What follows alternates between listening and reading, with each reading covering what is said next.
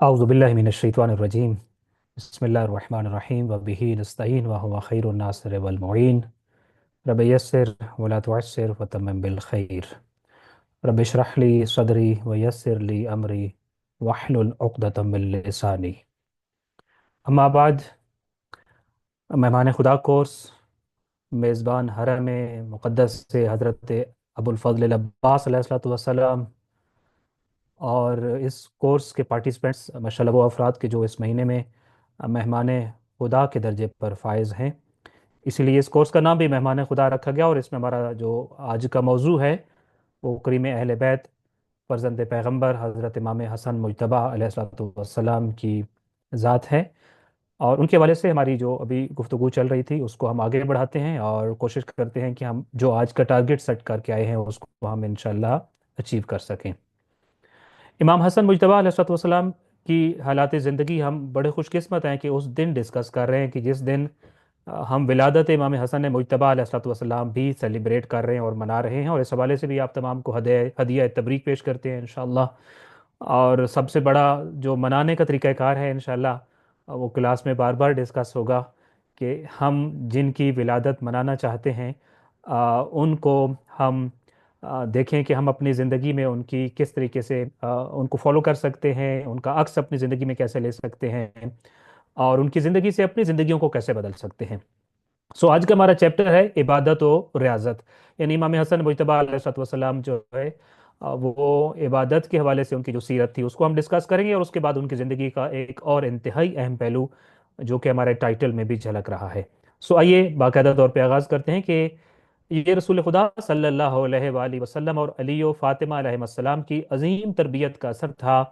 کہ ان کے تربیت یافتہ بچے جب جوانی کی عمر کو پہنچے تو ان کی عبادت و بندگی کا انداز دوسروں کا دل بھی لبھانے لگا تھا۔ ان کا خدا کی بارگاہ میں عبادت کے لیے حاضر ہونے کا انداز اتنا دل نشین تھا کہ اس منظر کو دیکھنے والے اپنے دل میں بھی کشش عبادت و لذت عبادت کو محسوس کرتے تھے۔ یہ تربیت تھی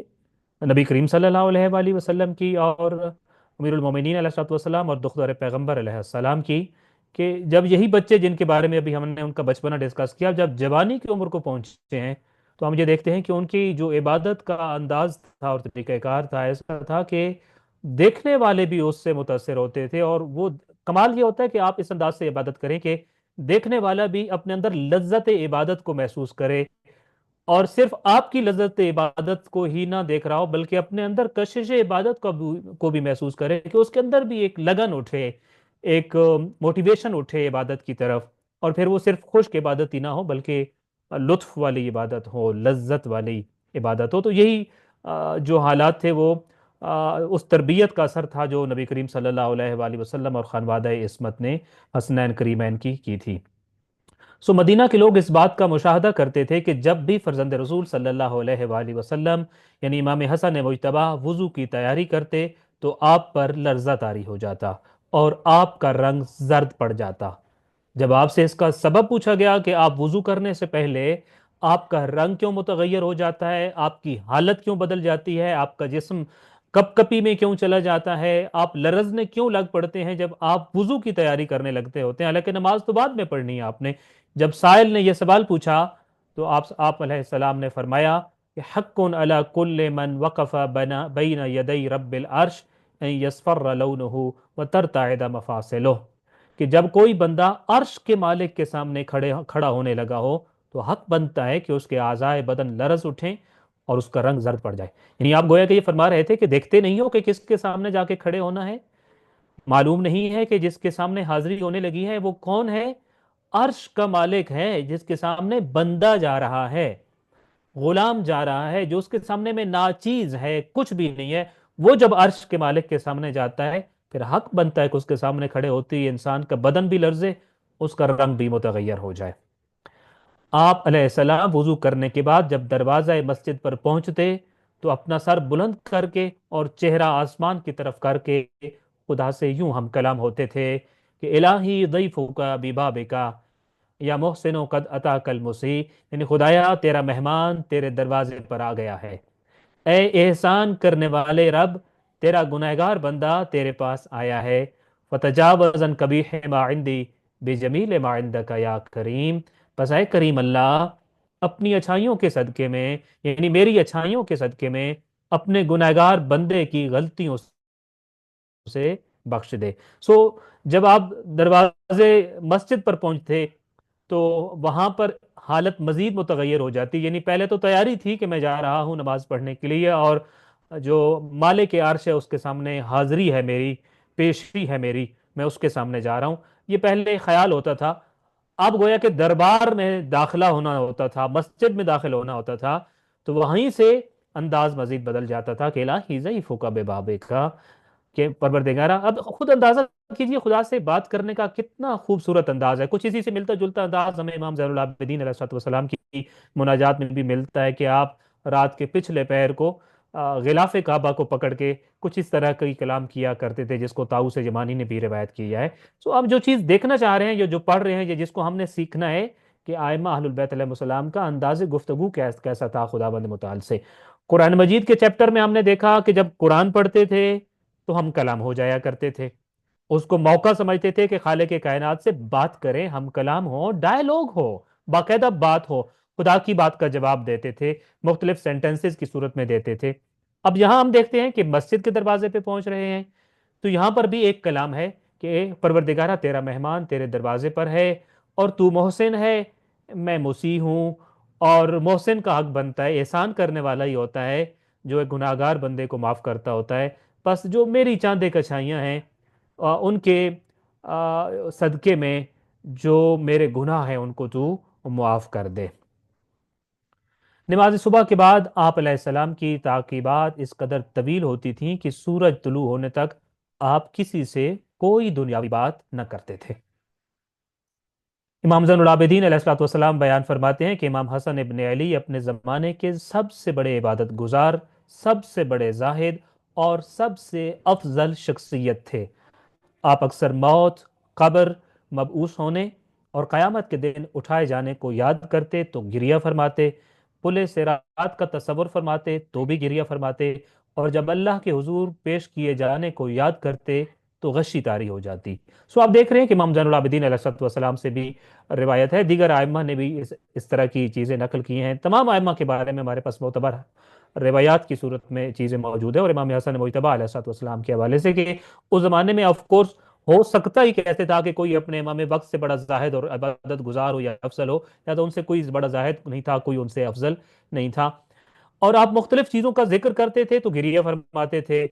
और आपके ऊपर गशी तारी हो जाती थी जब इस चीज़ को याद करते थे कि मैं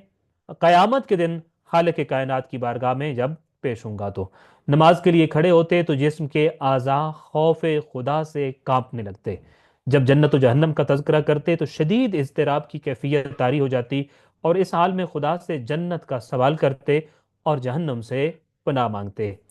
जब भी कुरान मजीद की किसी आया में या अय्युहल्लज़ीना आमनू के अल्फाज पढ़ते, तो जैसा कि हम पढ़ चुके हैं कि उस वक्त इमाम अलैहिस्सलाम लब्बैक अल्लाहुम्मा लब्बैक पुकार उठते थे। किसी भी चीज़ को जिस हाल में भी देखते अल्लाह ताला का जिक्र फरमाते। आप बात करने में सबसे ज़्यादा सच्चे और गुफ्तगू में सबसे ज़्यादा शीरीं कलाम और फसी ज़ुबान थे। सो ये एक मुख्तसर सा जो हमने खुलासा बयान किया है इमाम हसन मुज्तबा अलैहिस्सलाम की इबादत और रियाजत का, वगरना वाक़यात को अगर हम लिखने बैठते तो वो यकीनी तौर पर कई जिल्दों पर मुहित हो जाती, किताब एक ज़ख़ीम किताब बनती। हमने उसका खुलासा आपके सामने अर्ज़ किया और अपने लिए तज़क्कुरन अर्ज़ किया कि इंशाअल्लाह ताला हम भी इबादत और रियाजत में सुन्नत सुन्नत और तरीक़ा इमाम हसन मुज्तबा अलैहिस्सलाम को अपनाएंगे, और खालिक कायनात की बारगाह में इंशाअल्लाह बेहतरीन अंदाज में हाजिर होंगे। हमारा अगला सब्जेक्ट, ख़ास तौर पे जो अगला मौजू है वो बड़ा अहम है, हमारी एक्टिविटी भी आज की इस हवाले से होगी, और इसका उन्वान है हाजी सवारियों से क्यों उतरे। तो आइए पढ़ते हैं कि ये क्या उन्वान है और ऐसा क्यों होता था। इमाम हसन मुज्तबा अलैहिस्सलाम ने 25 हज मदीना से बैतुल्ला तक पैदल चल कर किए। तो 25 फिगर है हज का, जो इमाम हसन मुज्तबा अलैहिस्सलाम ने पैदल किए हैं। और जो लोग मदीना या मक्का को देख चुके हैं और वहाँ के दरमियानी सफ़र से आगाह हैं, वहाँ की आबो हवा और फिज़ा से आगाह हैं, सख्त मौसमी हालात से आगाह हैं, और संगलाख पहाड़ी इलाकों से आगाह हैं, तो वो जानते हैं कि ये सफ़र कितना तवील है और कितना दुश्वार गुजार है। आपने एक दो मरतबा ये सफ़र नहीं किया 25 मरतबा आप पा प्यादा यानी पैदल हज के लिए गए। और ये हज के लिए जब जाते थे तो ऑफ कोर्स वापसी भी आपकी होती थी। तो ये मदीना से मक्का आने जाने के गोया के 50 चक्कर बनते हैं जो आपने पैदल अंजाम दिए थे। और पैदल चलते क्यों थे, इसकी वजह क्या थी? पैदल चलने की वजह ना तो गुर्बत थी और ना ही सवारी की अदम दस्तयाबी, बल्कि आपके काफिले में ऊंट और दीगर सवारियां आपके हमरा होती थीं। मगर आप ये कहते हुए पैदल चल पड़ते थे कि इन्नी ला अस्तहयी मिन रब्बी अन अलकाहु वलम अमशी इला बैतिही। मुझे अपने अल्लाह से हया आती है कि उसका उसके घर का हज करने जाऊं और इस दौरान अपने कदमों पर ना चलूं। मुझे इस बात से बड़ी हया आती है कि मैं कैसे नवाबों की तरह सवारी पे बैठूं और उसके घर पे जा पहुंचूं और वहां पे जाकर मैं उसके घर का हज बजा लाऊं और हज बैतुल्लाह अंजाम दूं। तो मैं चाहता हूं कि खालिक कायनात के सामने इस अंदाज में जाऊं जैसे कोई बंदा अपने मालिक के सामने हकीर बनकर पेश होता है। तो इसलिए सवारियां भी होती थी, सामान सफर भी होता था, काफले में ऊंट भी होते थे। मगर आप इस सब कुछ के बावजूद पैदल चल पड़ते थे। आपके बाद साथी जब थक जाते थे तो वो ऑफ कोर्स ऊंटों पे सवारियों पे सवार होते थे। मगर इमाम हसन मुजतबा अलैहिस्सलाम अपने इस पैदल सफर को जारी रखते थे और ये कहते थे कि मुझे अपने परवरदिगार से गैरत आती है, हया आती है कि उसके घर का हज हो और फिर मैं अपने कदमों पर भी ना चलूं। तो फिर गोया मैं गया कैसे? यानी इमाम अलैहिस्सलाम का ये कोई वाजिब हुक्म नहीं है। इमाम की अपनी जाती अकीदत थी, इमाम का अपना एक लगाव था, इमाम अलैहिस्सलाम का अपना एक तरीक़ाकार था। और याद रखिए, आइम्मा अहलुल बैत अलैहिस्सलाम की जिंदगियों में या खुद नबी करीम सल्लल्लाहु अलैहि वसल्लम की जिंदगी में कुछ अहकाम ऐसे होते हैं जो उन्हीं से खास होते हैं। हम ऐसा नहीं कह सकते कि उससे हम ये एक हुक्म साबित करें कि आप सबको ये करना पड़ेगा। सो ये इमाम अलैहिस्सलाम का तरीक़ाकार का जिक्र है। सफर का बाज ऐसा ऐसा भी आता कि आप अपने पाँव से नालैन उतार देते और पा प्यादा हरम खुदा की तरफ चलते रहते। इस दौरान जिक्र खुदा का विर्द आपकी जुबान पर जारी रहता। हम तो अभी पैदल चलने की बात कर रहे थे और उस पे ही हम ऑफ कोर्स बार बार ये एक्सप्लेन इसलिए कर रहे थे कि आखिर कैसे मुमकिन था कि इतना तवील सफर, और एक आध दफा भी नहीं और एक आध किलोमीटर भी नहीं, पूरा सफर, पूरा हज और 25 हज इस तरीके से आप चले हों। तो हम अगली लाइन में ये पढ़ते हैं कि बाद सफर का ऐसा तो आप अपने पाँव से जूते उतार देते, नालैन मुबारक उतार देते थे और नंगे पाँव पा प्यादा हरम काबतुल्लाह की तरफ चल पड़ते थे। और इस दौरान पे ज़ाहिर है, आप खुद अंदाजा कीजिए, जो जाते परवरदिगार के घर के एहतराम में पैदल चल रहा हो, जो बैतुल्लाह की अकीदत में अपने पाँव से जूते उतार के चल रहा हो, उनके दिल की क्या कैफियत होगी? उनकी दिल की कैफियत का जो अक्स था या जो हाल था वो उनकी जुबान से जारी होता था कि इस दौरान जिक्र खुदा का विर्द करते थे और जिक्र खुदा ही आपकी जुबान पर जारी होता था। एक जुमला में बिटवीन पैरेंथेसिस अगर कहता चलूं, माशाल्लाह हम अरबाइन पे मश ये करते हैं, मश इलल करबला करते हैं, स्पिरिचुअल जर्नी होता है हमारा, वॉक करते हैं। तो उसमें भी हमें इमाम हसन मुजतबा अलैहिस्सलाम के इस तरीक़ाकार को देखना चाहिए कि इमाम अलैहिस्सलाम किस हालत में, किस अंदाज में ये पैदल सफर चलते थे। तो पैदल चलना काफी नहीं है, बल्कि यकीनी तौर पर इंसान वो हालत बनाए कि जहां जा रहा है उनकी अकीदत कदम कदम पर छलक रही हो और वो पूरी सूरत हाल इंसान की हिकायत कर रही हो कि वो कहाँ जा रहा है, और जहां जा रहा है उनका रोब, उनकी अकीदत उसके चलने को समल पर भी हावी हो इंशाल्लाह। इमाम हसन अलैहिस्सलाम का पैदल काफिला जिधर से और जहां से गुजरता, आपके एहतराम में हाजियों के दीगर काफिलों के लोग भी सवारियों से उतर पड़ते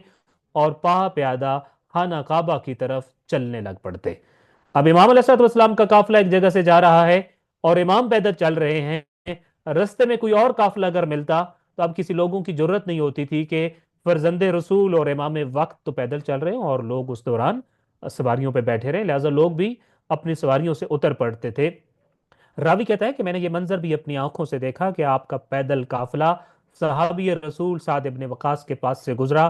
तो वो भी अपनी सवारी से नीचे उतरे और पैदल चलने लग पड़े।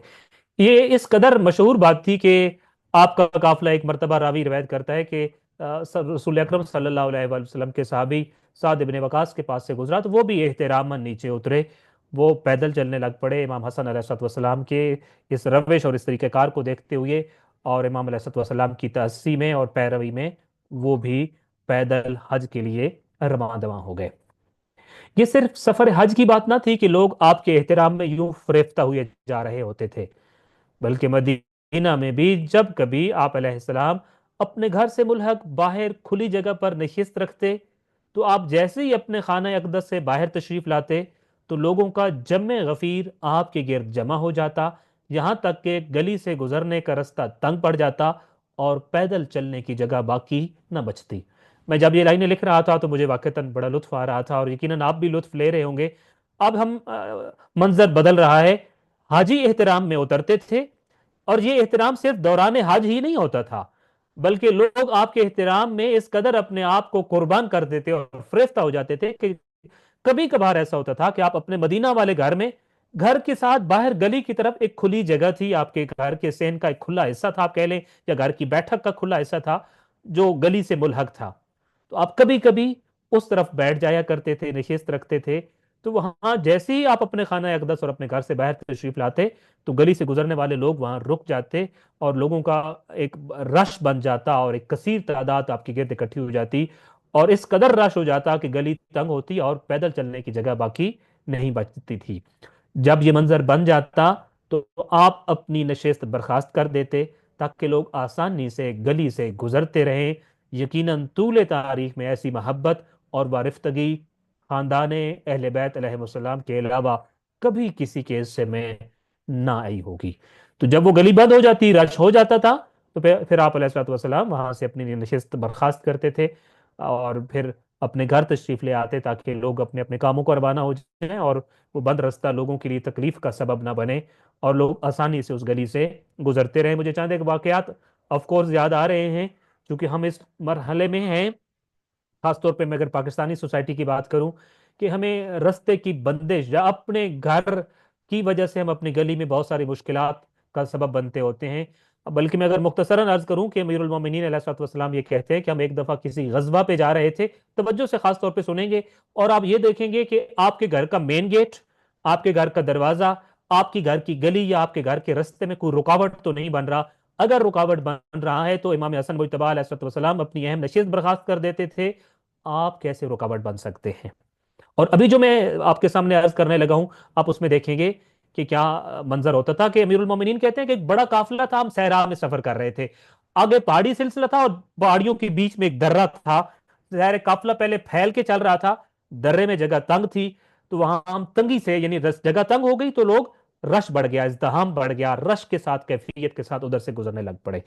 تو امیر المومنین کہتے ہیں کہ نبی کریم صلی اللہ علیہ وآلہ وسلم نے اپنا ندا دینے والا اعلانچی جو تھا اس کو اپنے پاس بلایا اور اس کو کہا کہ اس درے کی بلندی پر کھڑے ہو جاؤ اور بلند آواز سے یہ اعلان کرو کہ من ضیق طریقا فلا جہاد لہ، لوگوں سے کہو اپنے پاؤں کھینچ لو، رفتار کم کر لو، اسی رفتار سے چلتے رہو گے تو رش بڑھے گا، اور اس رش بڑھ گیا تو تم لوگ تنگی سے ادھر سے گزرو گے، اور یہ جو تم دوسرے کے لیے تنگی کا سبب بنو گے یہ مجھے برداشت نہیں ہوگا۔ لہذا لوگوں نے دیکھا کہ وہ اعلانچی اور منادی ندا کرنے والا درے کے اوپر کھڑا ہوا اور یہ اعلان کر رہا تھا۔ امیر المومنین علیہ السلام یہ روایت کرتے ہیں نقلاً کہ وہ کہہ رہا تھا کہ من ضیق طریقا فلا جہاد لہ، جس نے مصطفیٰ کا حکم نہ مانا، اپنا قدم نہ کھینچا، رفتار کم نہ کی، اور پھر اس درے میں رش بن گیا اور اس رش میں لوگ دھکم پیل سے گزرے، مشکل سے گزرے، کسی نے کسی کے قدم کی وجہ سے یہ دھکم پیل یا مشکل اگر کریٹ ہوئی، فلا جہاد لہ، یاد رکھو تم میرے ساتھ جہاد پہ رہے ہو، غزوہ پہ جا رہے ہو، وہاں جا کر اگر تمہیں تیر لگا، تمہیں تلوار لگی، تم نے زخم کھائے تو کھاتے رہو،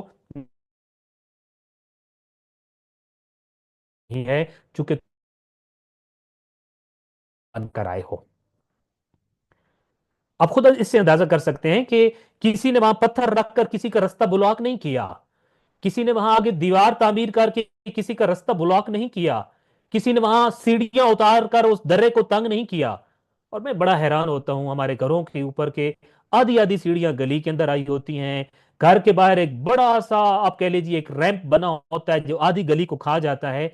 اور جس کی وجہ سے پھر نالیوں کا پانی اور دیگر چیزیں جو آ رہی ہوتی ہیں، پیدل آپ کی گلی سے آپ کے گھر کے باہر سے رکنے والوں کے لیے جب مشکلات پیدا ہو رہی ہوں، یاد رکھیے جب آپ کا کوئی عمل کسی کا رستہ تنگ کر رہا ہو تو امیر المومنین علیہ الصلوۃ والسلام کی یہ روایت ضرور یاد کیا کریں کہ جو جہاد پہ جاتے ہوئے لوگوں کو نبی کریم صلی اللہ علیہ وآلہ وسلم نے کہا تھا، مصطفیٰ کے ساتھ جاتے ہوئے، جہاد پہ جاتے ہوئے بھی تیر تلوار کے زخم کھاتے ہوئے بھی کسی مومن کی تکلیف کا سبب رستے میں بن کر اگر آئے ہو، جہاد قبول نہیں ہوگا، عبادت قبول نہیں ہوگی، تو میرے اور آپ کا کیا اعمال کا کیا بنے گا؟ انشاءاللہ ہم اس پہ متوجہ ہوں گے۔ سو عرض یہ کر رہا تھا کہ امام حسن مجتبی جب دیکھتے تھے کہ گلی کا راستہ تنگ ہو گیا ہے، لوگ عقیدتاً کھڑے ہو گئے ہیں، زیارت کرنا چاہتے ہیں، گفتگو سننا چاہتے ہیں، مگر گلی تنگ ہو گئی ہے، آپ اپنا کلام منقطع کر دیتے، آپ اپنی بات روک دیتے، محفل ختم کر دیتے، گھر کے اندر تشریف لے جاتے تاکہ گلی کا راستہ آسانی سے کھل جائے اور پھر لوگ آسانی سے وہاں سے گزرتے رہیں۔ آف کورس یہ وہ محبت ہے جو خاندان اہل بیت کے علاوہ اور کسی کو کبھی نصیب نہ ہوئی۔ ہمارا اگلا چیپٹر اور بڑا اہم چیپٹر جو ہے وہ سخاوت اور کریمی ہے، جو امام حسن مجتبی علیہ السلام کی زندگی کا ایک نمایاں اور اہم پہلو ہے۔ تو آئیے بسم اللہ پڑھتے ہیں اس کو، کہ ائمہ اہل البیت علیہ السلام میں سے ہر امام کی زندگی میں کوئی ایک پہلو ایسا ضرور ہوتا ہے جو باقی تمام صفات سے نمایاں ہوتا ہے۔ امام حسن علیہ السلام کی زندگی میں وہ پہلو سخاوت و کریمی کی صورت میں موجود تھا۔ بالکل اس چیپٹر کے آغاز میں جب امام علیہ السلام کے بارے میں ہم نے گفتگو شروع کی تھی تو میں نے آپ کو بتایا تھا کہ ہم نے اس چیپٹر کا نام کریم اہل بیت کیوں رکھا ہے۔ اس کی وجہ یہ تھی کہ ہر امام کی زندگی میں ان کی جتنی بھی صفات ہوتی ہیں ان میں سے ایک صفت باقی صفات سے بڑھ کر اور زیادہ نمایاں ہوتی ہے۔ اسی وجہ سے ہر امام کو پھر ایک خاص لقب سے پکارا جاتا ہے۔ امام باقر کو چونکہ انہوں نے علوم کے چشمے نکالے، جاری فرمائے، اس لیے باقر العلوم کہا جاتا ہے۔ امام موسیٰ کاظم کو چونکہ آپ غصہ کو پی جاتے تھے، جذبات کو کنٹرول کرنا آپ سب سے بہتر انداز میں کرتے تھے، اس لیے آپ کو کاظم کہا گیا۔ اسی طریقے سے ہر امام کا ایک ایک لقب ہے، تقی ہے، جواد ہے، نقی ہے، عسکری ہے، اور ہر امام کا ایک لقب اسی عنوان سے ہوتا ہے۔ تو امام حسن مجتبی علیہ السلام کا جو لقب، جو آپ کے اندر سب سے زیادہ نمایاں صفت تھی، وہ سخاوت تھی، وہ کریمی تھی، اسی وجہ سے آپ کو کریم اہل بیت کہا جاتا ہے۔ آپ اپنے زمانے کے سب سے بڑے فیاض اور سخی تھے۔ اہل حجاز میں سے ہر طرف اہل حجاز میں ہر طرف آپ کی سخاوت کے چرچے ہوتے تھے۔ آپ کا دور اسلام کا اولین دور تھا جس میں مسلمان مالی آسائشوں میں زندگی گزارنے کے قابل نہیں تھے، مگر ان حالات میں بھی آپ نے 2 مرتبہ اپنا سارا مال خدا کی راہ میں دے دیا اور 3 مرتبہ اپنے گھر کا اکثر و بیشتر مال محتاجوں اور فقراء میں تقسیم کر دیا۔ آپ کی اس قدر جود و سخا کی وجہ سے آپ کو کریم اہل بیت علیہ السلام کہا جاتا ہے۔ سو یہ وہ زمانہ تھا جب لوگوں کے پاس زیادہ مال و پیسہ نہیں تھا، ریل پیل نہیں تھی، یہ مسلمانوں کے اوپر آپ کہہ لیجیے آسائشوں کے تمام دروازے کھلنے والا زمانہ نہیں تھا۔ اس کے باوجود 2 مرتبہ اپنے گھر کا سارے کا سارا سامان اپنا گھر خالی کر دیا اور سب سامان خدا کی راہ میں قربان کر دیا اور خدا کی راہ میں دے دیا۔ یقیناً مجھے اور آپ کو لمحہ فکریہ کے طور پر رکنا ہے اور سوچنا ہے کہ میں اور آپ جب صدقہ دیتے ہیں اور رائے خدا میں جب دیتے ہیں، کہیں ایسا تو نہیں ردی حقیر چھوٹی سی معمولی سی چیز خدا نہ خواستہ اس کا انتخاب کرتے ہوں؟ امام علیہ السلام تو سب کا سب دے رہے تھے، اور میں اور آپ جب صدقے کے لیے، اگر فرض کیجئے میں مثال نہ ہی عرض کروں، کوئی بڑی اماؤنٹ کسی کو کوئی صدقے کے طور پہ دے تو لوگ پھٹی آنکھوں سے دیکھتے ہیں کہ شاید یہ بھول گیا ہے یا پتہ نہیں اس کے ساتھ کیا معاملہ ہوا ہے، کوئی ایسے بھی صدقہ دیتا ہوتا ہے۔ 500 کا نوٹ کسی واقعتاً مستحق کو آپ دے دیجئے تو آپ کو شاید آپ کے ساتھ والے روکیں گے کہ 5-10 روپے کیوں نہیں دیے آپ نے، 500 کیوں دے دیا۔ امام حسن مجتبی علیہ السلام کیا کرتے تھے کہ اپنے گھر کا 2 مرتبہ سارا سامان، اور ظاہر ہے ہم کوئی صرف فضیلت کی باتیں عالم ملکوت میں تو نہیں پڑھنا چاہتے، ہم پریکٹیکلی پڑھنا چاہتے ہیں اور ان کو اپنی زندگیوں کے حوالے سے پریکٹیکلی دیکھنا چاہتے ہیں۔ میں اور آپ اگر اپنے گھر کا سارا مال دینا چاہیں تو آف کورس ہماری زندگی کس نہج پہ پہنچ جائے گی، مشکل ہوتا ہے، ناممکن شاید ہو ہمارے لیے، مگر امام علیہ السلام نے 2 مرتبہ اپنے گھر کا پورا سامان راہ خدا میں دے دیا، اور 3 مرتبہ یہ ہوا کہ اپنے گھر کا اکثر مال، یعنی آدھے سے زیادہ مال آپ نے محتاجوں میں فقراء میں تقسیم کر دیا۔ اور یہ آپ کی آف کورس سخاوت اسی طرح کی ہوتی تھی کہ آپ کو پھر کریم اہل بیت کہا جاتا تھا۔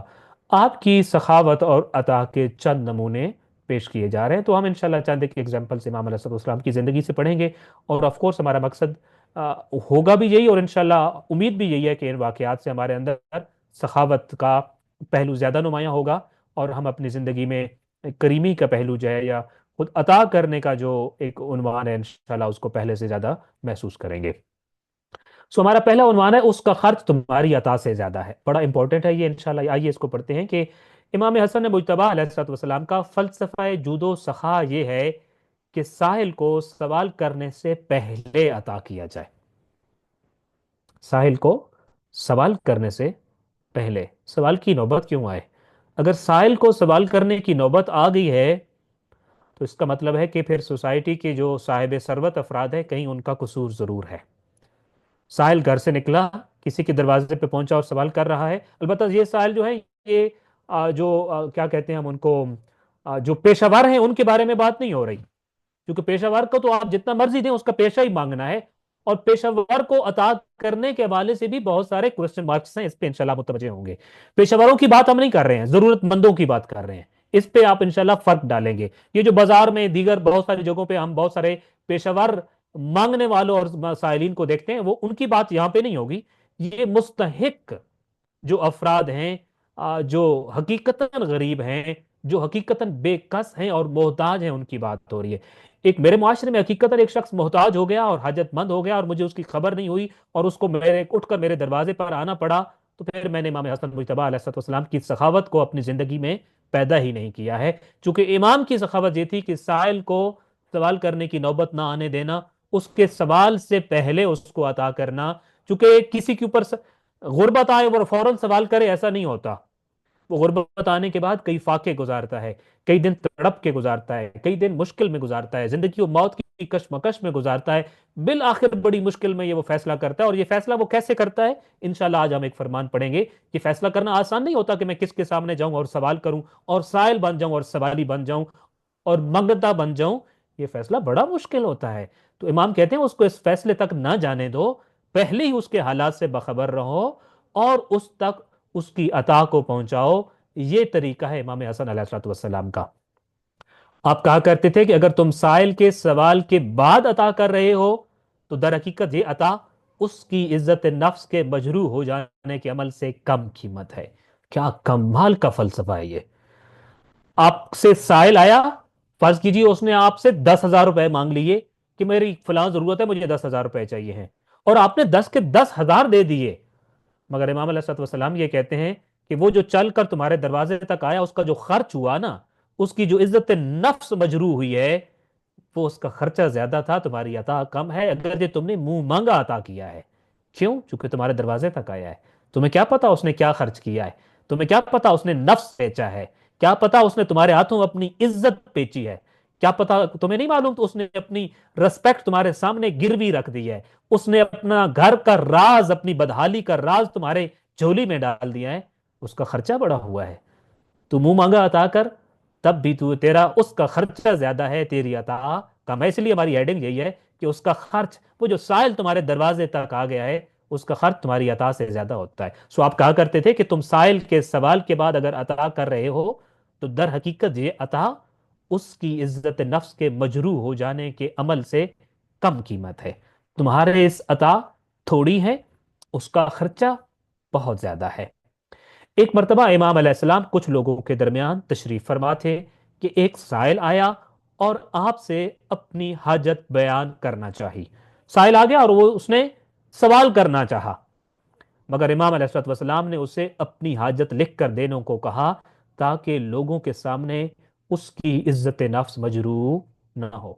یہ وہ فلسفہ ہے واقعتاً امام حسن مجتبیٰ علیہ السلام کے فضل و عطا کا، جس کو ہمیں دیکھنا ہوگا۔ لوگوں کے درمیان بیٹھے ہیں، ایک سائل ہے، کچھ مانگنا چاہتا ہے، امام نے روک دیا کہ نہیں، اس طرح نہیں، ایک کاغذ پہ لکھو، کاغذ پہ لکھ کر میرے حوالے کر دو تاکہ یہ راز میرے اور تمہارے درمیان رہے، لوگوں کے سامنے تمہاری عزت نفس محفوظ رہے۔ اس نے اپنی حاجت ایک رکہ میں لکھ کر دی، امام علیہ السلام نے اس کی تحریر پڑھی اور پھر بہت اہتمام کے ساتھ اس کی ضرورت سے 2 گنا اسے عطا کیا۔ جتنا اس سے مانگا تھا اس سے ڈبل امام علیہ السلام نے عطا کیا۔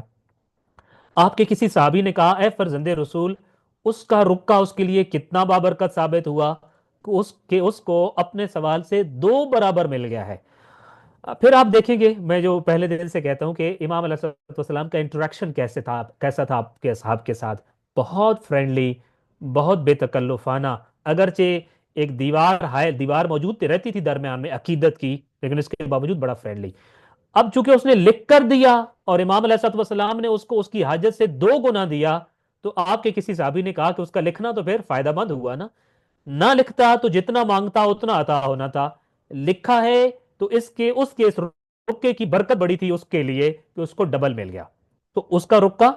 उसके लिए बड़ा बाबरकत साबित हुआ। इमाम के साहबी ने जब कहा तो इमाम अलैहिस्सलाम ने फरमाया बरकतुहा अलैना आजम, नहीं उसका रुक्का बड़ा बाबरकत है, और वो जो बरकत का इजाफा हुआ है उसके लिए ज्यादा बाबरकत नहीं है, मेरे लिए उसका रुक्का बाबरकत है। क्यों? हीना जअलना लिल मारूफ अहला, बल्कि नहीं, बल्कि उसके रुक्का में दर हकीकत हमारे लिए बरकत ज्यादा थी कि उसने हमें ये नेकी करने का मौका दिया। ये इमाम अलैहिस्सलाम का फलसफा है कि आप साइल को जब कुछ अता कर रहे हैं तो उसकी जरूरत के मुताबिक नहीं, उसके सवाल के मुताबिक नहीं, दो गुना। और फिर अगर कोई कहता है कि बड़ी बरकत थी उसकी लिखी हुई दरखास्त में, तो आप कहते हैं नहीं, उसकी लिखी हुई दरखास्त में तो हमारे लिए बरकत है, हमें नेकी करने का मौका दिया उसकी दरखास्त ने, उसकी रुके ने, उसकी उस रिक्वेस्ट ने, तो ये बरकत मेरे लिए ज्यादा थी कि मुझे नेकी का मौका मिला। फिर आपने साइल की अजियतों की तरफ मुतवज्जे करते हुए फरमाया, मैं जब इनफॉर्मली शायद दूसरी तीसरी मरतबा ये सेंटेंस दोहरा रहा हूं, खास तौर पे इंशाल्लाह आप इस चीज को देखेंगे कि एक साइल जब आपके सामने आकर सवाल करता है तो किस किस हालत से गुजर कर वो आपके तक पहुंचता है, शायद मैंने और आपने इससे पहले कभी नहीं सोचा था। मगर इमाम हसन मुजतबा उसी सहाबी के सवाल के बाद उसको बता रहे हैं, तुम्हें पता नहीं है वो किन हालतों से गुजरा, तब दरे इमाम हसन मुजतबा तक पहुंचा था। तो इमाम अलैहिस्सलाम वो कह रहे हैं, और मुझे और आपको भी, मैं फिर अर्ज करूंगा, पेशेवरों के बारे में ये बात नहीं है, जो जेनुअन मुस्तहिक है, जो हकीकी मुस्तहिक है, गरीब है, मिस्कीन है, या सफेद पोश है और बड़ी मुश्किल से जिंदगी गुजार रहा है, और फिर उसको आपके सामने कभी सवाल करने के लिए आना पड़ा है, तो वो किस हालत से गुजरता है, किस मुशक्कत से गुजरता है, किस तकलीफ से गुजरता है। इमाम हसन मुजतबा अलैहिस्सलाम उसकी तकलीफ के बारे में फरमाते हैं, सवाल करने के बाद की जाने वाली नेकी साइल की इज्जत नफ्स के मुकाबले में बेकीमत है। फिर सवाल करने के बाद जो आप नेकी कर रहे हैं, तो वो जो साइल की इज्जत नफ्स पामाल हुई उसके मुकाबले में ये बेकीमत है, इसकी कोई कीमत नहीं। क्योंकि मुमकिन है कि उसने पूरी रात इस परेशानी में बसर कर दी हो कि सवाली बनकर किसके दरवाजे का इंतखाब करे। कितनी देर तो वो ये सोचता रह रहा होगा कि मैं कल सवाली बनकर अपनी हाजत मांगने किसी बंदे के घर के दरवाजे पे जाऊंगा। कितने लोगों को उसने अपने सामने रखा होगा, सोचा होगा फलां के दरवाजे पे जाऊं, वो झिड़क ना दे, उसके पास नहीं जाता, फलां के पास जाऊं, उसके लिए कोई मुश्किल ना हो, उसके पास भी नहीं जाता, फलां के पास जाऊं। कितने ही लोगों का उसने इंतखाब किया होगा, पूरी रात किस परेशानी में गुजरी होगी कि किसके दर पर सवाली बनकर जाए, तो सवाली बनकर किसके दरवाजे का इंतखाब करे, इस मकसद के लिए उसने कितना सोचा होगा। और फिर सिर्फ यही नहीं, वो सारी रात उम्मीद और नाउमीदी के दरमियान तड़पता रहा होगा। वो ये नहीं जानता होगा कि जिससे सवाल करने जाएगा वहां से नाउमीद वापस आएगा या अपनी हाजत वसूल करके। फिर वो कांपते हुए बदन और दिल के साथ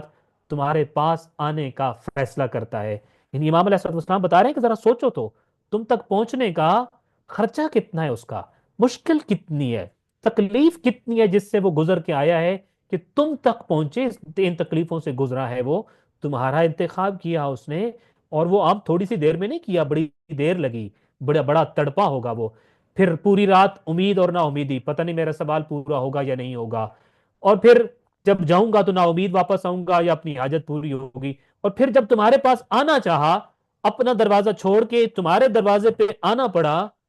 तुम्हें क्या पता वो किस हालत में आया है। कांपते हुए बदन के साथ, कांपते हुए दिल के साथ फिर उसने तुम्हारे पास आने का फैसला करता है। और फिर फइन्ना ज़ालिका अअज़मु मिम्मा नअलम मिन मारूफिक, अगर तुम सिर्फ उतना ही दो जितना उसने सवाल किया है, तो उसकी इज्जत के मुकाबिल तुमने बहुत कम अदा किया है।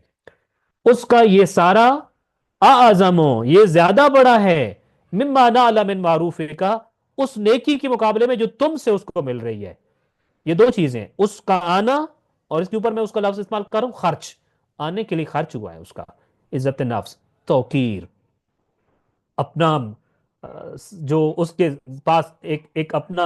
आजाद जिंदगी गुजारने का और किसी का एहसानमंद ना होने का एक जो टाइटल था उसको खत्म करना, और ना जाने क्या का, एक तरफ वो और दूसरी तरफ तुम्हारा क्या था, आपने नेकी कर दी। तो इमाम हसन मुज्तबा अलैहिस्सलाम कहते हैं कि अगर तुमने उसको उतना ही दिया जितना वो मांग रहा है, तो फिर उसकी इज्जत के मुकाबले में तुमने बहुत कम अता किया है। यकीनी तौर पर मैं इस पे ज्यादा नहीं रुकता, लेकिन हमें सोचना होगा अपने मुआशरे के ज़रूरतमंद तबके के बारे में, मुस्तकीन के बारे में, کہ وہ اس کو اس الجھن اور تکلیف سے نہ گزرنا پڑے، بلکہ مجھے اس خوشی سے گزرنا پڑے کہ میں اس کے دروازے تک پہنچوں۔ اور شریعت نے کہا بھی یہی ہے، یہ مالداروں کا، یہ خوشحال طبقے کا، یہ صاحب ثروت طبقے کا، یہ جو اپنی ضروریات پوری کر سکتے ہیں، جن کو اللہ نے، ان کو بھی تو اللہ نے عطا کیا ہوا ہے، یہ ان کا فریضہ ہے اپنے معاشرے کے غریب، غربا، مستحق، نادار، بے کس، بے سہارا، بے آسرا لوگوں کے بارے میں آگاہی رکھیں، ان کی شارٹ لسٹ ہو ان کے پاس، ان کے گھروں تک رسائی ہو ان کی، ان کے دروازے پہ جا کر ان کی حاجت پوری کیا کریں۔ سوالی کو ان تک آنے کی نوبت نہیں ہونی چاہیے، شریعت نے جو کہا ہے۔ ایک بات جو ہم نے آپ کی عطا کے حوالے سے پڑھی وہ تو یہ تھی، اور انشاءاللہ ہم ماہ رمضان میں بہت حد تک اس پہ متوجہ ہوں گے کہ انشاءاللہ تعالی ہم کوشش کریں کہ ہم اس مہینے میں خاص طور پر غریبوں غربا کے دروازے تک پہنچیں، ان کی حاجات کو پورا کریں جتنا میرے اور آپ کے بس میں ہے۔ ظاہر فرض کیجئے میرے اور آپ کے بس میں بہت تھوڑا سا ہے، تو ہم نے اس تھوڑے سے کوئی پہنچانا ہے، خالق کائنات اس میں اس کے لیے برکت دے گا، مجھے اور آپ کے لیے اس میں عظیم اجر رکھے گا۔ جو میری بساط میں ہے، جو آپ کی بساط میں، ہم اسی کا جواب دے ہیں، ہم نے وہی کرنا ہے۔ تو اپنی بساط، اپنی طاقت اور اپنے دائرہ کار کے مطابق انشاءاللہ ہم نے ضرور غریب غربا تک پہنچنا ہے، دینے والا بننا ہے انشاءاللہ تعالی۔ ہمارا اگلا ٹاپک ہے اب تم بھی آزاد ہو، اور بڑا خوبصورت ہے، انشاءاللہ آپ اس کو بھی انجوائے کریں گے کہ وہ ایک سیافام غلام تھا جو ایک باغ کی رکھوالی کرتا تھا اور اس میں مزدوری کرتا تھا۔ سارا دن کام کر کے اب وہ تھک چکا تھا اور بھوک بھی اسے ستا رہی تھی۔ اس نے اپنا کھانا نکالا اور تناول کرنا شروع کر دیا۔ چند قدم دور ایک کتا بیٹھا اس کی طرف للچائی ہوئی نظروں سے دیکھ رہا تھا۔ جو ہی غلام کی نظر کتے پر پڑی تو وہ سمجھ گیا کہ کتا بھوک سے بلبلا رہا ہے۔ اب وہ ایک لقمہ خود کھاتا اور ایک لقمہ اس کتے کو کھلاتا۔ ویری سمپل، ایک شخص کی داستان، سچا واقعہ، کہ جو خود غلام تھا اور کسی باغ میں مزدوری کرتا تھا اور اس باغ کی رکھوالی بھی کیا کرتا تھا، اور کھانے کا وقت ہوا تو کھانا کھانا چاہتا ہے، تو ساتھ میں برابر میں کوئی کتا دیکھا تھوڑے فاصلے پہ بیٹھا ہے جو اس کی طرف بڑی للچائی ہوئی نظروں سے اور بھوک بھری نظروں سے دیکھ رہا ہے۔ تو اب اس کے بعد اس نے کیا کیا، ایک لقمہ خود کھاتا اور ایک لقمہ اس کو دیتا۔ اور اب آپ کو معلوم ہونا چاہیے کہ جو مزدور ہوتا ہے، جو غلام ہوتا ہے، اس کے پاس کھانے کو بے تحاشا نہیں ہوتا، اتنا ہی ہوتا ہے جس سے بمشکل اس کا اپنا پیٹ بھرتا ہے، اور مزدور آدمی تھکتا بھی بہت ہے اور اس کو بھوک بھی بہت لگتی ہے۔ تو انتہائی بھوکا ہے، خود بھی تھکا ہوا بھی ہے، ضرورت بھی ہے، مگر ساتھ میں ایک جانور ہے، ایک حیوان ہے، اور اس کو دیکھتا ہے بھوکا ہے تو کچھ خود کھاتا ہے، کچھ اس کو عطا کرتا ہے، خود ایک لقمہ کھاتا ہے، ایک لقمہ اس کتے کو کھلاتا ہے۔ یہ سارا منظر امام حسن مجتبی علیہ السلام دیکھ رہے تھے، اور انہیں یہ نظارہ اس قدر پسند آیا کہ آپ اس غلام کے پاس چلے گئے اور اس سے پوچھا، ما حملک علی ھذا، تم ایسا کیوں کر رہے ہو؟ بڑا خوش قسمت ہے وہ غلام جس کو یہ کام کرتے ہوئے فرزند رسول نے دیکھ لیا ہو۔ تو آپ کو بڑا پسند آیا اس کا یہ عمل، اور اس سیاہ فام غلام کے پاس چلے گئے اور اس سے پوچھا کہ تم ایسا کیوں کر رہے ہو؟ وہ بولا کہ اس لیے کر رہا ہوں کہ مجھے شرم آتی ہے کہ میں خود تو کھاؤں اور اس کو نہ دوں، حالانکہ وہ بھی تو میری طرح بھوکا ہے۔ کمال ہے، انسان کو انسان سمجھنا، اپنے برابر کا انسان سمجھنا تو دور کی بات، یا آپ کہہ لیجئے انسان سمجھتا ہی ہے سم ٹائم، یا سمجھنا ہی چاہیے، مگر یہ غلام تھا، مگر کتے کو بھی سمجھتا تھا کہ اس کے اندر جان ہے، فیلنگ ہے، اور اس کے اندر بھی بھوک کا احساس ہوتا ہے۔ تو اس نے کہا جو میری طرح کا بھوکا ہے، جب ایک بھوکا کھا رہا ہے تو دوسرا بھوکا بیٹھا کیوں رہے؟ مجھے یہ پسند نہیں آ رہا تھا کہ میں ایک بھوکا کھاؤں اور میرے برابر دوسرا بھوکا بیٹھا رہے، تو میں نے اس کے ساتھ بانٹا اپنا کھانا، ایک لقمہ خود، ایک لقمہ اس بھوکے کتے کو دیا۔ تو میں اچھا نہیں لگتا تھا مجھے خود کھاؤں اور اس کو نہ دوں۔ امام علیہ السلام کو اس کا جواب بہت پسند آیا۔ آپ علیہ السلام نے فرمایا، لا تبرح من مکانک حتی آتیک، میرے واپس آنے تک تم اس جگہ سے ہلنا نہیں، اور یہیں میرا انتظار کرنا اور یہیں رکنا۔ آپ علیہ السلام وہاں سے سیدھا اس غلام کے مالک کے پاس گئے، پہلے اس غلام کو خریدا، پھر وہ باغ بھی خرید لیا جس میں وہ غلام کام کر رہا تھا۔ اس کے بعد آپ واپس تشریف لائے جہاں وہ سیاہ فام غلام کھانا کھا رہا تھا اور آپ کے انتظار میں بیٹھا تھا۔ آپ نے اسی وقت اس غلام کو آزاد کر دیا اور وہ باغ بھی اس کو بخش دیا۔ پہلے بیت علیہ السلام کی عطا ایسے ہی ہوا کرتی تھی۔ ایک چھوٹا سا کام پسند آیا اس غلام کا کہ وہ اپنے کھانے میں کتے کو چند فاصلے پہ بیٹھا ہے آف کورس، لیکن وہ اپنے کھانے کا کچھ حصہ اس کتے کو بھی دے رہا ہے، چونکہ وہ بھوکا ہے میری طرح، تو امام علیہ السلام کو یہ اس کا فعل اتنا پسند آیا کہ اس کے مالک کے پاس گئے، پہلے اس غلام کو خریدا، اور غلام خریدنا کوئی معمولی عمل نہیں ہوتا تھا، آپ پہلے پڑھ چکے ہوئے ہیں، کثیر رقم درکار ہوتی تھی۔ آج کل کے زمانے میں گاڑی خریدنا آسان ہے، اس زمانے میں غلام خریدنا اس سے کئی گنا زیادہ مشکل ہوتا تھا۔ ایک انسان خریدنا، گاڑی خریدنا نہیں، انسان خریدنا آف کورس کتنا مشکل ہوگا۔ سو سب سے پہلے تو آپ نے اس سے، اس غلام کو خرید لیا اس مالک سے، کتنی رقم لگی ہوگی آپ سوچ سکتے ہیں اس پہ۔ پھر وہ پورا باغ بھی خریدا، چونکہ آپ ذہن میں یہ سوچ رہے تھے کہ میں اس غلام کو آزاد تو کر دوں گا، لیکن پھر وہ کسی کی کہاں محنت مزدوری کرے گا، تو کیوں نہ اس کو کسی چیز کا مالک بنا دوں۔ تو لہٰذا اس باغ کو بھی خرید لیا، اور واپس آئے تو سب سے پہلے تو اس غلام کو آزاد کیا، اور پھر وہی باغ جس میں وہ بعنوان غلام، بعنوان مزدور کام کرتا تھا، اسی باغ کا اس غلام کو مالک بنا دیا اور اس کو بخش دیا۔ وجہ کیا تھی؟ کریم اہل بیت کو اس غلام کا چھوٹا سا کرم بہت پسند آ گیا تھا، اور وہ بڑے لجپال ہیں، کسی کے کرم کو پسند کریں تو پھر خالی ہاتھ نہیں چھوڑتے ہیں، پھر یقیناً وہ اپنی عطا اور اپنی کریمی کو ضرور دکھاتے ہیں انشاءاللہ۔ اس اگلا چیپٹر جو اگلا چھوٹا سا عنوان، بہت خوبصورت عنوان ہے، وہ ہے تو نے میرا جوتا سیدھا کیا۔ ایک دفعہ امام حسن مجتبی علیہ السلام کی حاکم شام سے ملاقات ہوئی۔ اب جانتے ہیں نا حاکم شام کون تھا؟ سو حاکم شام سے ملاقات ہوئی، امام علیہ السلام کا سخت مخالف، آپ کے والد کا سخت مخالف، اور میں مزید چیزیں احتیاطاً عرض نہیں کر سکتا۔ سو ایک دفعہ امام حسن مجتبی علیہ السلام کی حاکم شام سے ملاقات ہوئی، تو اس نے کریم اہل بیت کو کی سخاوت کو کم دکھانے کے لیے کثیر مال آپ کو ہدیہ کیا۔ مدینہ آیا ہوا تھا ان دنوں وہ، اور اس نے بڑے طریقہ کار سے امام حسن مجتبی علیہ السلام کو ملاقات کے لیے بلایا تھا۔ بڑے محتاط الفاظ میں ہم نے اس کو چیپٹر کو بہت چھوٹا کر کے لکھا ہے، کیونکہ اس پہ پھر بہت ساری نئی بحثیں بھی کھلتی تھیں۔ تو کسی ایک طرز پہ اس نے خاص طریقہ کار سے امام حسن مجتبی کو بلایا اپنے پاس۔ وہ چاہتا یہی تھا کہ کچھ ایسا کرے کہ امام حسن مجتبی علیہ السلام کی شخصیت اس کے مقابلے میں چھوٹی نظر آئے۔ تو امام علیہ السلام جب اس کے پاس گئے تو اس نے کریم اہل بیت کی سخاوت کو چھوٹا دکھانے کے لیے کثیر مال اور ایک بہت بڑی تعداد میں مال آپ کو ہدیہ کیا۔ کہا جاتا ہے کہ وہ صبح سے شام تک مدینہ کے لوگوں کی جھولیاں بھری تھیں اس نے، اور امام حسن مجتبی علیہ السلام کو شام کے وقت اس نے بلایا تھا، تو اس نے اپنے خدام سے اور غلاموں سے کہا تھا کہ صبح سے شام تک مدینہ کے لوگوں کو جتنا دیا ہے وہ سارا اس جتنا صرف امام حسن کو دیا جائے۔ وہ چاہتا تھا کہ آپ کی سخاوت کو اپنی سخاوت کے مقابلے میں چھوٹا دکھائے، آپ کی شخصیت کو اپنی شخصیت کے مقابلے میں چھوٹا کر کے دکھائے۔ خیر اس نے دے دیا، امام علیہ السلام کے غلاموں نے وہ لے لیا۔ جب آپ باہر تشریف لانے لگے تو ایک غلام نے آپ کے جوتے درست کر لیے۔ اب جہاں یہ محفل ہو رہی تھی، امام علیہ السلام اس محفل سے باہر نکلے تو وہاں جوتے آپ نے اتارے تھے، اور وہاں حاکم شام ہی کا ایک غلام تھا جو کھڑا تھا، اور اس نے امام علیہ السلام کو دیکھا کہ امام جوتے پہننا چاہتے ہیں، تو امام علیہ السلام کے جوتے اس نے درست کر دیے اور جوتے آپ کے آگے رکھے، اور احترام بجا لایا آپ کے جوتے سیدھے کر کے۔ فیاض باپ کے سخی بیٹے نے حاکم کی طرف سے ملنے والے ایک شہزادے کو ملنے والے یہ سارے تحفے تحائف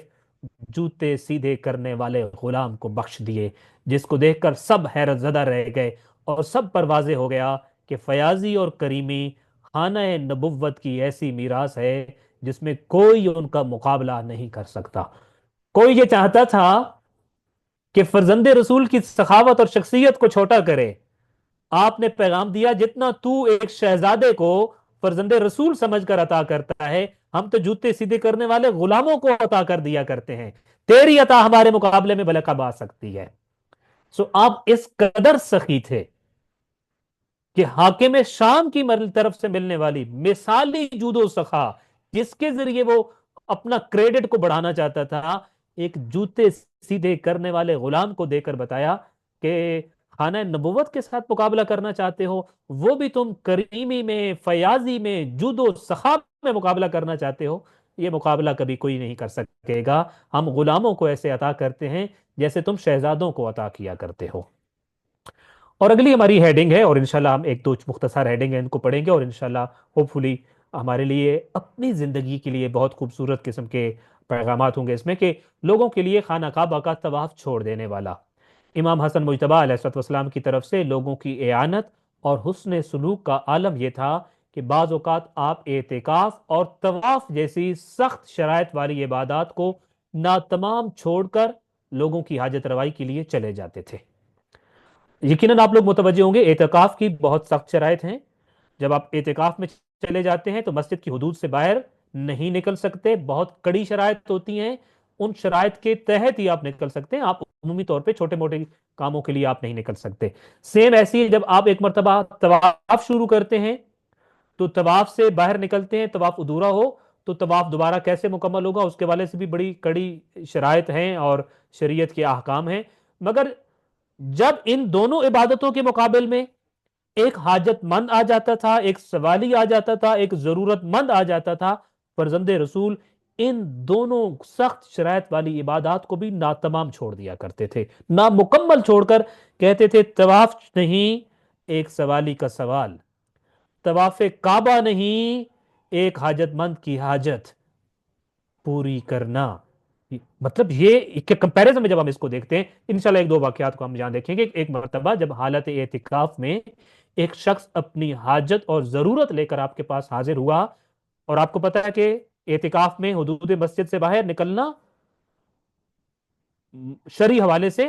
مسائل رکھتا ہے، تو اب یہ ضرور ہوتا ہے کہ کون سا مسئلہ ہے جس کے لیے نکلا جا سکتا ہے یا نہیں نکلا جا سکتا۔ امام حسن مجتبی حالت اعتکاف میں بیٹھے ہوئے، سوال آ گیا، حاجت مند آ گیا، ضرورت پوری کرنی تھی، تو آپ یہ کہہ کر اس کے ساتھ چل پڑے، لَقَضَاءُ حَاجَتِ أَخٍ لِّي فِي اللَّهِ أَحَبُّ إِلَيَّ مِنْ اعتکاف شہر۔ بے شک اللہ تعالیٰ کی خوشی میں کسی مومن بھائی کی ایک حاجت پوری کرنا مجھے پورا مہینہ اعتکاف میں بیٹھے رہنے سے زیادہ پسند ہے۔ آپ نے فرمایا کہ اعتکاف پورا مہینہ بیٹھوں اور ادھر ایک حاجت مند کی ایک حاجت پوری کروں، تو مجھے یہ پورا مہینہ اعتکاف میں بیٹھ کر اس تمام عبادت کو انجام دینے اور روزے رکھنے سے بھی زیادہ پسند ہے، زیادہ افضل ہے کہ میں ایک مومن کی ایک حاجت کو پورا کروں۔ ابو حمزہ صومالی امام زین العابدین علیہ الصلوۃ والسلام سے روایت کرتے ہیں کہ ایک مرتبہ امام حسن مجتبی خانہ کعبہ کا طواف کر رہے تھے کہ ایک شخص نے آ کر فریاد کی کہ اے ابو محمد، میری فلاں حاجت کو پورا کرنے کے لیے آپ میرے ہمراہ چلیں۔ آپ نے اپنا طواف قطع کر دیا اور اس شخص کے ہمراہ چل پڑے، طواف کعبہ انجام دے رہے ہیں، حاجت مند آ گیا، سوالی آ گیا، طواف چھوڑ دیا، طواف ادھورا چھوڑ کر اس کے ہمراہ چل پڑے۔ اور ابو حمزہ صومالی جو ہے امام زین العابدین علیہ السلام سے اس واقعے کو نقل کرتے ہیں، جب اس شخص کا سوال پورا کر کے اور اس کا مسئلہ حل کر کے واپس تشریف لائے تو اس کا ایک مخالف جو اس سے اناد اور دشمنی رکھتا تھا آپ کے پاس آیا اور آپ سے کہنے لگا، اب اس کی حاجت تو پوری ہو گئی، امام علیہ السلام واپس آئے تو اس کا ایک مخالف امام کے پاس آیا اور امام علیہ السلام سے کہنے لگا، یا ابا محمد ترکت الطواف وذهبت مع فلاں الى حاجته، اے امام مجتبی علیہ السلام، آپ اپنا طواف ادھورا چھوڑ کر کسی کی حاجت پوری کرنے کے لیے کیسے جا سکتے ہیں؟ طواف تو پورا کرنا چاہیے تھا، اس کے بعد آپ جاتے، تو کیا طواف ادھورا چھوڑا جا سکتا ہے مومن کی حاجت کے مقابل میں؟ آپ علیہ السلام نے اس سے جواب دیا، وَكَيْفَ لَا أَذْهَبُ مَعَهُ، میں بھلا اس کے ساتھ کیوں نہ جاتا؟ وَرَسُولُ اللَّهِ صلی اللہ علیہ وآلہ وسلم قال، جبکہ میرے نانا کی یہ حدیث میرے پیش نظر تھی کہ وہ فرمایا کرتے تھے کہ من ذهب في حاجة أخيه المسلم فقضيت حاجته كتبت له حجة وعمرة، کہ آپ صلی اللہ علیہ وآلہ وسلم کا منقول فرمانا ہے کہ جو کوئی بھی مومن کی حاجت روائی کرنے جائے تو اگر وہ اس کی حاجت پوری کر لے تو اسے ایک حج اور عمرہ کا ثواب ملتا ہے، لیکن اگر وہ کوشش کرے اور اس کی حاجت پوری نہ کر سکے تو کوشش کرنے کی وجہ سے اس کو ایک عمرہ کا ثواب ملتا ہے۔ آپ کسی کی حاجت پوری کرتے ہیں تو سمجھے ایک حج اور عمرہ کر لیا، حاجت پوری کرنے کی کوشش کرتے ہیں لیکن بہر صورت آپ کسی وجہ سے عاجز آ گئے اور وہ اس کی حاجت پوری نہیں کر سکے، اس کا سوال پورا نہیں کر سکے، اس کو وہ چیز عطا نہیں کر سکے، تو بھی آپ کو ایک عمرہ کا ثواب ملتا ہے۔ تو امام علیہ السلام نے فرمایا فقد اکتسبت حجۃ وعمرۃ ورجعت الی طوافی، تم مجھے کہہ رہے تھے کہ طواف چھوڑ کر کیوں گئے، بس میں طواف چھوڑ کر گیا لیکن ایک حج اور عمرہ کا ثواب حاصل کر کے لوٹا ہوں اور دوبارہ سے اپنا طواف بھی انجام دے رہا ہوں۔ اب یہ سودا گھاٹے کا سودا تو نہیں ہے کہ میں طواف دوبارہ سے وہ انجام دے رہا ہوں اور وہ اس دوران جو میں گیا تھا ایک حج اور ایک عمرے کا ثواب بھی حاصل کر کے آ رہا ہوں۔ تو آپ لوگوں کی حاجتوں کی طرف خود بھی اس طرف متوجہ رہتے تھے اور باقی لوگوں کو بھی اس طرح متوجہ کرتے تھے۔ اور غالباً اس موضوع کی ہماری آخری ہیڈنگ جو بہت اہم ہے انشاءاللہ ہمارے لیے، وہ یہ ہے کہ وہ اپنی روش بدل نہ لے۔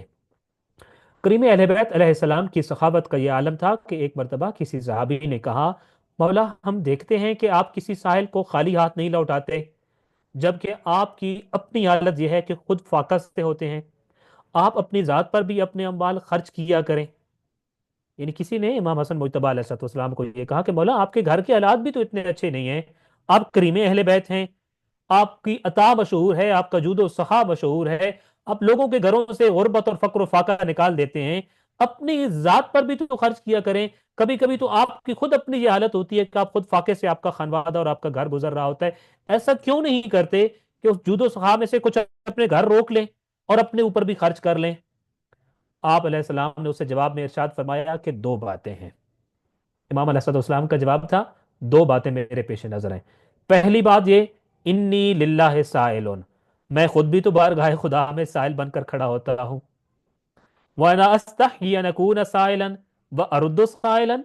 تو کس حیثیت سے اپنے دروازے سے کسی سائل کو خالی ہاتھ لوٹا لوں؟ مجھے حیا آتی ہے کسی اور دروازے پر میں خود سوالی بن کر کھڑا ہوتا ہوں، تو اپنے دروازے پر آئے ہوئے سائل کو خالی کیسے لوٹا دوں؟ ایک بات،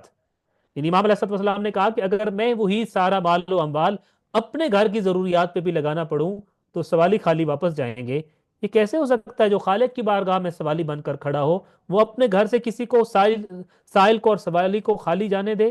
ایسا نہیں ہو سکتا۔ اور دوسری بات بہت خوبصورت آپ نے فرمایا، جبکہ دوسری بات یہ ہے، وَإِنَّ اللَّهَ تَعَالَى أَوَّدَنِي عَادَةٌ،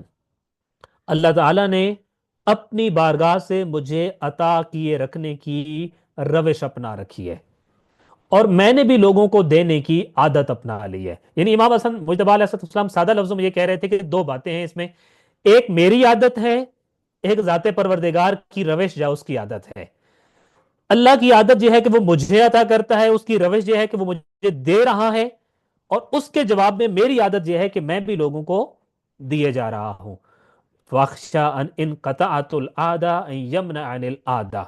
ڈرتا ہوں کہ جس دن میں نے لوگوں کو عطا کرنے کی اپنی عادت بدل ڈالی، کہیں وہ بھی مجھے عطا کرنے والی روش بدل نہ ڈالے۔ امام علیہ السلام نے فرمایا جس دن میں نے اپنی عادت بدل ڈالی، مجھے ڈر اور خطرہ یہ ہے کہ خدا بھی اپنی عادت یا اپنی روش بدل ڈالے گا، چونکہ اب تو دونوں روشیں اور عادتیں چل رہی ہیں۔ خدا کی روش یہ ہے کہ وہ دیکھتا ہے کہ میں لوگوں کو دے رہا ہوں تو وہ مجھے دیتا جا رہا ہے، جس دن میں نے ادھر سے روک لیا وہ ادھر سے روک دے گا۔ میں اس ڈر سے اپنے گھر میں کسی چیز کو روکتا نہیں ہوں کہ جب تک یہ چلتا رہے گا ادھر سے عطا ہوتی رہے گی، جس دن میں نے روکا اس دن خدا بھی روک دے گا۔ یہ بہت خوبصورت روش ہے۔ میں اس کا اگر آخری جملہ آپ کے سامنے عرض کروں کہ امام حسن مجتبی علیہ السلام کا یہ جملہ در حقیقت ایک پیغام ہے کہ دیکھو خدا کی راہ میں دیتے رہنا اس کی بارگاہ سے حاصل کرتے رہنے کا ایک وسیلہ ہے۔ پھر ریپیٹ کرتا ہوں اس جملے کو، خدا کی راہ میں دیتے رہنا اس کی بارگاہ سے حاصل کرتے رہنے کا ایک وسیلہ ہے۔ یہ بات انشاءاللہ ہمیں امام حسن مجتبی اور امام موسیٰ کاظم علیہ السلام کے والے سے بھی تقریباً یہی چیز ملتی ہے کہ آپ تمام ائمہ میں سے جو دنیاوی غربت سب سے زیادہ جس امام کے گھر میں تھی وہ امام موسیٰ کاظم علیہ السلام تھے۔ ان کو بھی کسی نے یہ کہا تھا کہ آپ تھیلیوں والے امام مشہور ہیں، آپ کی تھیلی لوگوں کی غربت نکال دیتی ہے، وہ جو تھیلی آپ جود و سخا کی صورت میں دیتے ہوتے ہیں، کہ ہو نہیں سکتا کہ کسی کو ابو الحسن کی تھیلی ملے، ساتھ میں امام کی تھیلی ملے اور اس کے گھر سے غربت نہ نکلے۔ ایک تھیلی اپنے گھر میں بھی تو خرچ کر لیجئے کہ آپ کے گھر میں بھی تو غربت اور فقر و فاقہ ہے۔ امام علیہ السلام نے فرمایا یہ نہیں ہو سکتا، جس دن میں نے اپنی عادت بدلی وہ اپنی روش بدل لے گا، جس دن ادھر سے میں نے روک لیا ادھر سے وہ روک لے گا۔ انشاءاللہ تعالیٰ ہم اس پہ متوجہ ہوں گے۔ اگر یہ چاہتے ہیں ہم لوگ کہ اپنی زندگیوں میں اللہ تعالیٰ کی نعمتوں کی ریل پیل ہو، عطا در عطا ہو، نعمتیں ملتی جائیں، تو نعمتوں کو بانٹنے کا سلیقہ انشاءاللہ آنا ہوگا۔ اگر ہم بانٹتے چلے جائیں گے عطا آتی چلی جائے گی۔ اور خود جو لفظ ہمارے ہاں انفاق فی سبیل اللہ کہا جاتا ہے، انفاق کا مطلب یہی ہوتا ہے۔ انفاق کہا جاتا ہے ڈیم کا جب پانی بھر جاتا ہے تو اس کے جو سپل وے ہوتا ہے، سپل وے اوپر اٹھانے کو کہتے ہوتے ہیں انفاق، یعنی ڈیم کا دروازہ اوپر اٹھاؤ۔ اگر عربی میں کہنا ہو تو اس کو کہیں گے انفاق کرو۔ کیوں؟ تاکہ ڈیم کی ضرورت سے جو زیادہ پانی ہے اگر وہ رکا رہا تو وہ ڈیم کو بہا کے لے جائے گا، ڈیم کو توڑ دے گا. ضرورت سے زیادہ پانی نکالو تاکہ یہ پانی نقصان نہ دے بلکہ فائدہ مند بن جائے. ایسے جب میں اور آپ انفاق فی سبیل اللہ کرتے ہیں تو در حقیقت مجھے اور آپ کو کہا جا رہا ہوتا ہے کہ آپ کا ڈیم جو آپ کی جیب ہے، اس کی غیر ضروری جو چیزیں اس میں پڑی ہیں، جو فاضل پانی اس میں ہے، آپ کی سہولیات اور ضروریات سے زیادہ پیسے ادھر آ گئے ہیں، اس کو نکالو. وگرنہ جیسے ڈیم کا پانی ڈیم کے لیے خطرہ ہوتا ہے، یہ اضافی چیزیں تمہارے دین اور ایمان کے لیے خطرہ بن جائیں گی. اپنا ایمان اور دین قوی کرنے کے لیے، نعمتوں کے حصول کے لیے، جیسے ڈیم کا فالتو پانی نکالا جاتا ہے، اپنے گھر میں موجود تمام فالتو چیزوں کو بھی آگے عطا کی صورت میں جاری کرو تاکہ یہ چیزیں، باقی ماندہ چیزیں فائدہ مند ہو سکیں انشاءاللہ تعالی. آپ علیہ السلام نے اپنے بابا کی شہادت کے بعد، بلکہ انشاءاللہ تعالی ہم ادھر سے کل پڑھیں گے، اور یہ آج کا ہمارا چیپٹر تھا جس کی آگے ہم سرگرمی کی طرف بڑھتے ہیں. اور سرگرمی ہماری آج کے ہی ایک خاص چیز کی طرف متوجہ کرنے کے لیے ہے، ایک فریضہ الہی کی طرف متوجہ کرنے کے لیے ہے. اور انشاءاللہ اس کو بھی ہم پڑھتے ہیں کہ آئمہ اہل البیت حج بیت اللہ کے لیے بہت خصوصی اہتمام فرماتے تھے. امام حسنین کریمین، امام سجاد علیہ السلام، امام محمد باقر علیہ السلام اور امام جعفر صادق علیہ السلام خصوصاً بارہا اور پیدل حج کا اہتمام فرمایا کرتے تھے. ان آئمہ کے بارے میں خاص طور پر، چونکہ ان کے پاس ان کے زمانے میں بندشیں ایک لحاظ سے کم تھیں، تو خاص طور پہ حج کے لیے جو اہتمام فرماتے تھے ان کا تذکرہ بہت زیادہ روایات میں ملتا ہے. تو عاشق حج تھے آئمہ اہل البیت علیہ السلام.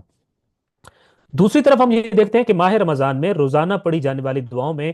خاص طور پر امسال حج بیت اللہ کی سعادت حاصل کرنے اور زیارت قبر نبی صلی اللہ علیہ وآلہ وسلم کی دعا کرنے کی تلقین کی گئی ہے. اگر آپ روزانہ والی دعائیں پڑھتے ہوں جو مفاتیح الجنان میں بھی موجود ہیں، تو اس میں ایک دعا یہ ہے کہ پروردگارہ